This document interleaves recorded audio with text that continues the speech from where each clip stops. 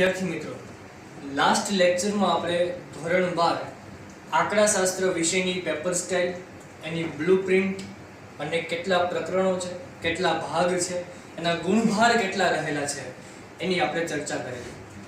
આજે આપણે આંકડાશાસ્ત્ર ભાગ 1 ની અંદર જે પ્રથમ ચેપ્ટર છે સૂચકાંક, એની આપણે આજે શરૂઆત કરવાના છીએ.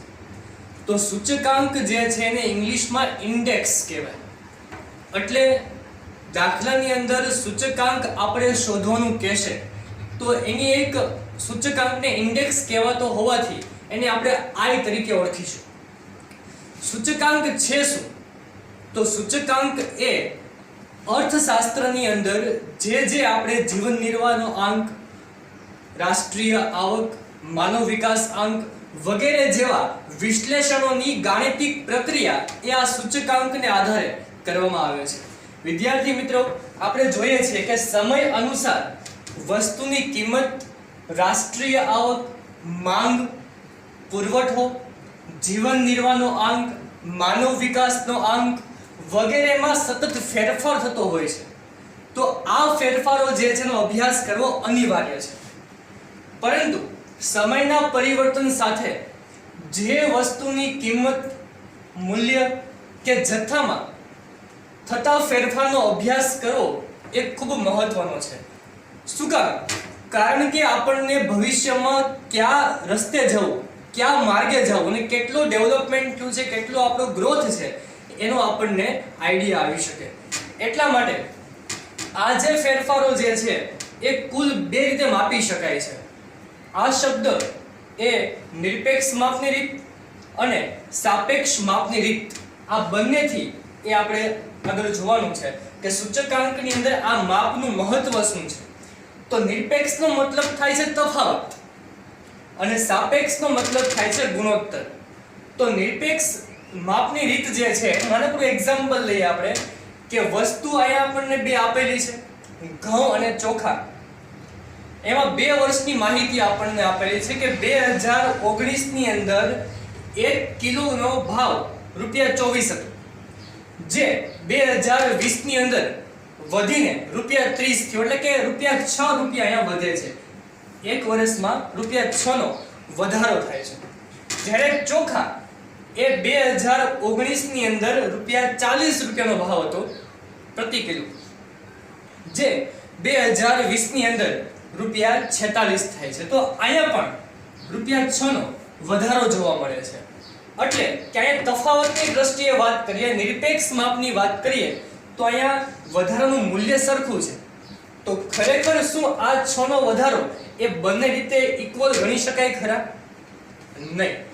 કેમ કે ઘઉંનો ભાવ ₹24 હતો ત્યારે 6 વધ્યો અને ચોખાનો ભાવ તો ₹40 છે ત્યારે માત્ર ₹6 વધે છે. તો આ તફાવત જે છે એ સૂચકાંકની અંદર ઉપયોગ કરીએ તો કદાચ આપણને એ ગેરમાર્ગે દોરી શકે છે. તો અહીંયા જોઈએ કે બંને વસ્તુમાં ભાવ વધારો છે એ સમાન છે. ઘઉંમાં પણ ₹6 વધે છે અને ચોખામાં પણ ₹6 વધે છે.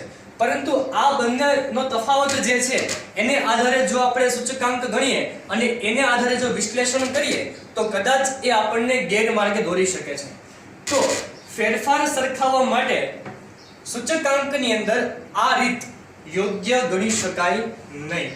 કેમ કે એ ગુણોત્તરના આધારે આપણે યોગ્ય ગણી શકાય છે. તો બીજું માપ છે સાપેક્ષ માપની રીત. સાપેક્ષ એટલે ગુણોત્તર, જેની અંદર સાપેક્ષ ફેરફાર કોને કહેવાય એની આપણે પહેલા વાત કરીએ. તો કોઈ ચલ રાશિના બે અલગ અલગ સમયના મૂલ્યમાં, બે અલગ અલગ સમય એટલે આપણે જોયું અહીંયા કે 2019 ને 2020 આ બંને સમયની એ વાત છે. એના મૂલ્યમાં થતા ફેરફારોના ગુણોત્તરને આપણે સાપેક્ષ ફેરફાર છે કહેવામાં આવે છે. સૂચકાંકની અંદર આ સાપેક્ષ ફેરફારનું ખૂબ જ મહત્વ છે.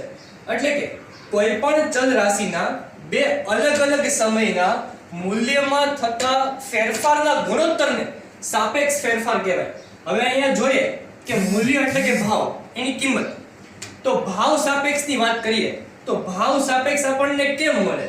તો P1/P0 × 100 એટલે ભાવ સાપેક્ષ એમાં ખાલી માત્ર P1 ના છેદમાં P0 આવે, એટલે કે જો ગુણ્યા 100 કરીએ તો ભાવ સાપેક્ષની ટકાવારી મળે, જે આપણને સૂચકાંક તરીકે ઓળખી શકીએ છીએ. એટલે કે P1 અને P0 એ છે શું? તો P એટલે કે પ્રાઇસ એટલે કે ભાવ, અને 1 અને 0 એક સાંકેતિક ભાષા છે. આપણને અહીંયા જોયું કે બે અલગ અલગ સમય, તો કે એક સમયને આપણે 0 કીધું છે અને એક સમયને આપણે 1 તરીકે ઓળખીએ છીએ, જેનો આપણે અભ્યાસ આગળ કરવાનો છે. તો અહીંયા જોઈએ આપણે કે આ જ એક્ઝામ્પલ દ્વારા જો વિશ્લેષણ કરીએ કે સાપેક્ષમાં ફેરફાર કેમ થાય, તો ગુણોત્તર શું છે, તો ઘઉંના ભાવનો વાત કરીએ આપણે, તો ઘઉંના ભાવનો ગુણોત્તર જે છે એ 30/24 એટલે કે 1.25 આપણને મળે છે, એટલે કે સવા, અને ટકાવારી રૂપે જો તો 125 એ આપણને મળે, કેમ કે 1.25 ગુણ્યા 100 કરીએ તો આપણને 125% જે છે આપણને ઘઉંના ભાવનો ગુણોત્તર છે આપણને મળે છે. એટલે અહીંયા વાત કરી શકીએ આપણે કે કેટલો ભાવ વધ્યો હોય, તો કે ધારો કે 100% લઈએ આપણે, તો અહીંયા ગુણોત્તર છે 125, એટલે કે 25% નો વધારો એ આપણને જોવા મળે છે. ચોખાના ભાવનો ગુણોત્તર લઈએ તો ચોખાની અંદર ગયા વર્ષે ભાવ 40 રૂપિયા હતો, આ વખતે 44 થઈ ગયો, તો એનો ગુણોત્તર છે 1.15, ટકાવારી રૂપે જોઈએ તો 115 થાય. તો આપણે એ જોઈએ કે ધારો કે 100% લઈએ તો આવતા વર્ષે એટલે કે 2020 માં કેટલા ટકા વધારો થયો, તો કે એ 15% નો વધારો જોવા મળે છે. એટલે વિદ્યાર્થી મિત્રો જોઈએ આપણે કે ઘઉંની અંદર 25% વધે છે અને ચોખાની અંદર 15% ભાવ વધે છે. તો અહીંયા જોઈ શકીએ છીએ કે સૌથી વધારે મોંઘું એ ઘઉં છે અને ચોખા જે છે એ ઘઉંના પ્રમાણમાં નહિવત વધારો થાય છે. પરંતુ જો આ જ તફાવત નિરપેક્ષથી જોઈએ તો બંનેમાં ઇક્વલ દેખાય છે આપણને. તો આ તફાવતને કારણે આપણને એ કદાચ ગેરમાર્ગે દોરી શકે, એટલા માટે કહી શકાય કે નિરપેક્ષ માપની રીત જે છે એ યોગ્ય ગણી શકાશે નહીં. ફરી એકવાર આ કન્સેપ્ટ ક્લિયર કરી લઈએ. કન્સેપ્ટ ઇમ્પોર્ટન્ટ છે. નિરપેક્ષ માપમાં બંનેમાં જે વધારો થાય છે એ સમાન છે. સાપેક્ષ માપની અંદર જે વધારો થાય છે એ ટકાવારી રૂપે જોવાનો છે. તો ઘઉંનો ભાવ એ 25% વધ્યો અને જ્યારે ચોખાનો ભાવ છે એ માત્ર ખાલી 15% વધે છે. તો આની અંદર આપણને આઈડિયા આવી શકે કે કઈ વસ્તુ સૌથી વધારે મોંઘી છે. જો અહીંયા જોઈએ તો બંનેમાં ઇક્વલ દેખાય છે. એટલા માટે નિરપેક્ષ માપ જે છે એ સૂચકાંક માટે કે ફેરફાર સરખાવવા માટે એ યોગ્ય ગણી શકાતી નથી. સાપેક્ષ માપ જે છે એ યોગ્ય ગણી શકાય છે. તો વિદ્યાર્થી મિત્રો, સૂચકાંકની આપણે વ્યાખ્યા જોઈએ તો સૂચકાંક ચેપ્ટર ની વ્યાખ્યા આપણે જોઈએ તો એ ચેપ્ટર ની પહેલા વાત કરી લઈએ આપણે. એના ગુણભાગ 12 છે જે આપણે લાસ્ટ લેક્ચરમાં જોઈ ગયા છીએ. એ વિભાગ A B C D અને F માં પૂછાય છે. એની પ્રશ્ન નંબરની સંખ્યા પણ અહીંયા નિશ્ચિત છે, ફિક્સ છે કે સેક્શન A માંથી પહેલો MCQ પૂછાય, સેક્શન B માં 11મો પ્રશ્ન પૂછાય, સેક્શન C ની અંદર એ 21મો પ્રશ્ન પૂછાય, સેક્શન D માં 31મો પ્રશ્ન પૂછાય અને સેક્શન F ની અંદર 43મો પ્રશ્ન જે છે એ પૂછાય છે. એના ગુણભાગ પણ લખેલા છે જે આપણે લાસ્ટ લેક્ચરમાં બ્લુપ્રિન્ટ પેપર સ્ટાઇલ ની અંદર આપણે જોઈ ગયા છીએ. એટલે કુલ આ 12 માર્કનું ચેપ્ટર એ સૂચકાંક રહેલું છે. તો આ બધું આપણે જે ગણતરી જોઈ, જે થિયરી સમજા એ સૂચકાંકની પહેલા સમજવી ખૂબ જરૂરી હતી એ આપણે જોઈ છે. હવે આપણે જોઈએ કે સૂચકાંકની વ્યાખ્યા શું કહે છે. કોઈ પણ વસ્તુ સાથે સંકળાયેલ ચાલુ સમયની કિંમતમાં કોઈ આધાર સમયની તેના કિંમતના સાપેક્ષમાં ટકાવારી ફેરફારને સૂચકાંક કહે છે. હવે વિદ્યાર્થી મિત્રો, અહીંયા આપણને બે સમયની વાત કરે છે. બે સમય એટલે કઈ રીતે? તો આપણે એક અહીંયા છે આધાર વર્ષ, એટલે એને બેઝ યર કહી શકાય, અને એક છે ચાલુ વર્ષ, એને આપણે કરંટ યર કહી શકાય છે. તો વિદ્યાર્થી મિત્રો, અહીંયા આપણને કહે છે કે કોઈ પણ વસ્તુ સાથે સંકળાયેલ ચાલુ સમયની કિંમતમાં કોઈ આધાર, કોઈ નિશ્ચિત સમય, કોઈ આધાર સમયની તેના કિંમતના સાપેક્ષમાં ટકાવારી ફેરફારને સૂચકાંક કહે છે. એટલે એવું આપણને કહે છે કે ભૂતકાળનું કોઈ વર્ષ હોય એને આધારે ચાલુ વર્ષની અંદર કેટલા ટકા ફેરફાર થયો, જે આપણે સાપેક્ષમાં જોઈ ગયા કે ભાઈ ઘઉંનો ભાવ 24 રૂપિયા હતો ભૂતકાળની અંદર અને વર્તમાનમાં 30 રૂપિયા છે. તો ટકાવારી રૂપે જોઈએ તો કે 25% નો ફેરફાર થાય છે. આ 25% શોધવા, આ 25% ને સૂચકાંક કહેવાય. એટલે કે છે કે ફરી એકવાર વ્યાખ્યા જોઈએ. આ વ્યાખ્યા સૌથી વધારે ઇમ્પોર્ટન્ટ છે અને પરીક્ષાની અંદર આ જ શબ્દ ટેક્સ્ટ બુકમાં જે આપણને શબ્દ આપેલા છે એ મુજબ જ પરીક્ષામાં આપણે લખવાના રહેશે. કોઈ પણ વસ્તુ સાથે સંકળાયેલ ચાલુ સમયની કિંમતમાં કોઈ આધાર સમયની તેની કિંમતના સાપેક્ષમાં થતા ટકાવારી ફેરફારને સૂચકાંક કહે છે. અહીંયા સાપેક્ષ તમે લખી શકો છો અથવા તમે ભાવ સાપેક્ષ પણ તમે અહીંયા કહી શકો છો. હવે વિદ્યાર્થી મિત્રો આપણે જોઈએ કે આધાર વર્ષ અને ચાલુ વર્ષ, ભૂતકાળના વર્ષને ધ્યાનમાં રાખીને એને અનુસંધાને આપણે ચાલુ વર્ષની આપણે સરખામણી કરવાની છે કે ચાલુ વર્ષે કેટલો ભાવ વધ્યો છે, કેટલો ભાવ ઘટ્યો છે, આંકમાં કેટલો ફેરફાર થયો છે. આ વગેરે ગણતરીઓ જે છે એ સૂચકાંક દ્વારા આપણને જાણવા મળે છે. ઇકોનોમિક્સને આ સપોર્ટ કરતું ચેપ્ટર છે જેની અંદર આપણે બે શબ્દો જોવાના છે, એક તો આધાર વર્ષ અને એક ચાલુ વર્ષ. આપણે દેશી ભાષામાં વિચારીએ તો સૌથી જૂનું વર્ષ હોય એને આધાર વર્ષ કહેવાય. જે આપણો આધાર છે, આધાર હંમેશા નીચે હોય છે, નીચે એટલે કે તળિયે, એટલે કે સૌથી જૂનું વર્ષ જે છે એને આપણે આધાર વર્ષ કહીએ. એને સાંકેતિક ભાષામાં શૂન્ય કહેવાય છે. અને જે કરંટ યર છે, જે તાજું વર્ષ જે છે એને ચાલુ વર્ષ કહેશું. અને જે નવું વર્ષ તરીકે આપણે ઓળખી શકાય અને સાંકેતિક ભાષામાં એક વડે દર્શાવી શકાય છે. તો વિદ્યાર્થી મિત્રો આ બંને સાંકેતિક જે 0 અને 1 જે છે એ આપણને આગળ દાખલામાં કામ આવવાના છે. આધાર વર્ષની વ્યાખ્યા જોઈએ તો કે વર્તમાન સમયની કિંમતને કોઈ નિશ્ચિત સમયની કિંમત સાથે સરખાવવામાં આવે તો આ નિશ્ચિત સમય કે વર્ષને આધાર વર્ષ કહેવાય છે. એટલે અહીંયા આપણને એવું સમજાવે છે કે ફોર એક્ઝામ્પલ કે 2020 નો જે ભાવ છે એ કેટલો છે. ભૂતકાળમાં આટલો ભાવ હતો તો અત્યારે કેટલો ભાવ થયો, વધ્યો ઘટ્યો. તો એની માટે જે આપણે ભૂતકાળનું વર્ષ પસંદ કરીએ છીએ, ફોર એક્ઝામ્પલ તરીકે 2015, તો કે 2015 ની અંદર કોઈ પણ એક વસ્તુનો ભાવ એ રૂપિયા X છે અને 2020 ની અંદર એનો ભાવ અત્યારે આટલો છે. તો જે આપણે ભૂતકાળનું વર્ષ પસંદ કરીએ છીએ કમ્પેરિઝન કરવા માટે, સાપેક્ષ ગુણોત્તર તરીકે પસંદ કરવા માટે, તો એવા વર્ષને આપણે બેઝ યર એટલે કે આધાર વર્ષ તરીકે ઓળખાય છે. એને આપણે જૂનું વર્ષ પણ કહી શકીએ છીએ. ફરીવાર આ વ્યાખ્યા સૌથી વધારે ઇમ્પોર્ટન્ટ છે. વર્તમાન સમયની કિંમતને કોઈ નિશ્ચિત સમયની કિંમત સાથે આપણે સરખાવવામાં આવે છે તો આ જે નિશ્ચિત વર્ષ પસંદ કર્યું, નિશ્ચિત સમય પસંદ કરીએ છીએ એ આધાર વર્ષ તરીકે ઓળખવામાં આવે છે. વિદ્યાર્થી મિત્રો અહીંયા બીજો એક શબ્દ આવ્યો ચાલુ વર્ષ.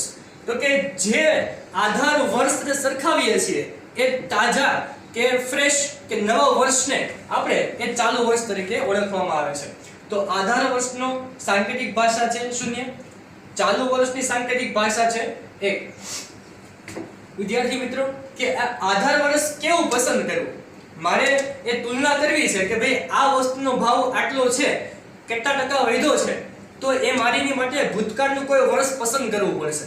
તો એ ભૂતકાળનું વર્ષ મારે પસંદ કેમ કરવું, તો કે એ જોઈએ કે આધાર વર્ષની પસંદગી જે છે એની કુલ બે રીત છે.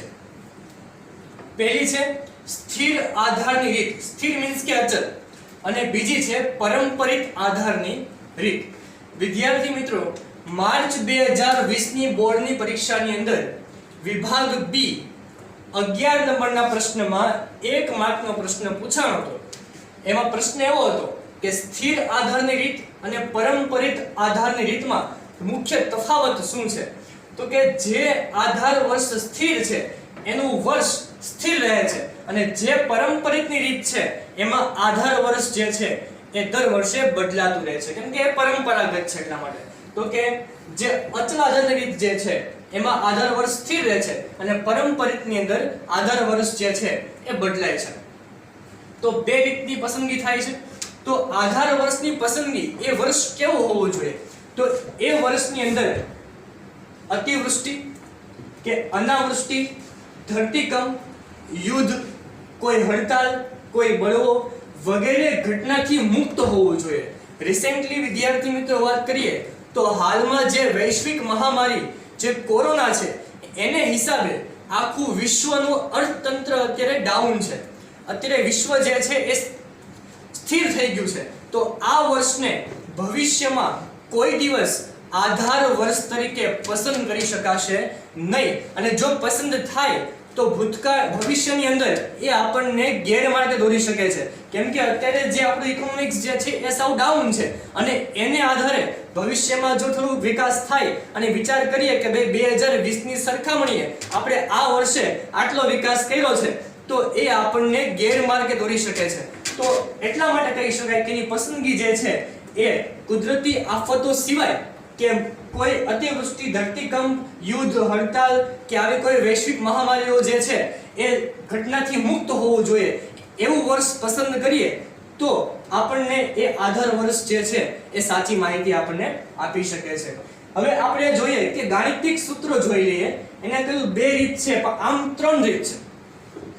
રીત નંબર 1 અને 2 આપણને આપેલી છે. રીત નંબર 3 એટલે કઈ? તો કે એકબીજામાં રૂપાંતર કરવું. એ રીત નંબર 3 છે, જે આપણે ગાણિતિક પ્રક્રિયાના દાખલામાં આગળ જોવાના છે. તો સ્થિર આધારની રીત, સ્થિર મીન્સ કે અચલ, એનું સૂત્ર આપણને એવું કહે છે કે ચાલુ વર્ષની ચલ કિંમત છેદમાં આધાર વર્ષની ચલ કિંમત ગુણ્યા 100. અને બીજું સૂત્ર એવું છે કે પરંપરિત આધારની રીત, એમાં ચાલુ વર્ષની ચલ કિંમત છેદમાં અગાઉના વર્ષની ચલ કિંમત. હવે અહીંયા અગાઉ શબ્દ આપણને મળ્યો છે. અગાઉ એટલે કે ગયું વર્ષ. અગાઉ એટલે કે આવતું નહીં, પણ અગાઉ એટલે શું? ગયું વર્ષ. હવે અહીંયા જોઈએ કે જે પ્રશ્ન પૂછાણો તો 2020 ની અંદર, એમાં તફાવત શું છે? તો બંનેમાં અહીંયા આધાર વર્ષ લખેલું છે. તો અહીંયા આધાર વર્ષ જે છે એ કેવું રહેશે? સ્થિર રહેશે. અને અહીંયા છેદમાં જે અગાઉના વર્ષની ચલ કિંમત જે છે એ દર વર્ષે બદલાય છે. એટલે કે આ મુખ્ય તફાવત જે છે એ 2020 ના વર્ષની અંદર એ પેપરમાં આપણને પૂછાણી હતી કે મુખ્ય તફાવત શું છે. તો આનો તફાવત રહેલો છે. તો વિદ્યાર્થી મિત્રો, હવે પછી નેક્સ્ટ લેક્ચરમાં આપણે આગળ જે થિયરી જોવાની છે, સ્કૂલ પરિવાર આપણને એક વિનંતી કરે છે કે stay home, stay safe. Thank you.